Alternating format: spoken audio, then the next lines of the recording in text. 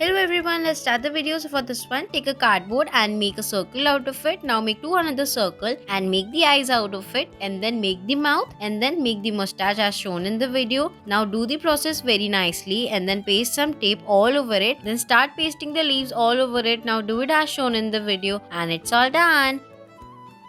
For the next one in the video, take a sheet and fold the edges of it and then stick it with the help of a tape. Now open it very gently and then start folding it from the sides and the bottom. Open it and pack it from the one bottom and then put the strings. It's done.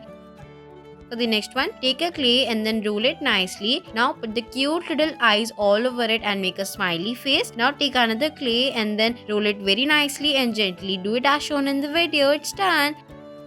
For the next one, take some bottles or the 5 bottles and then make the circle around it. Cut it nicely. Now take the strings and do it as shown in the video very nicely, and then take the bottle, attach it all together, and then take another sheet and attach it all, as it will start looking like this. For this one, take the caps of a bottle, make the holes in between and attach it all together. Now repeat the process as shown in the video and it's all done.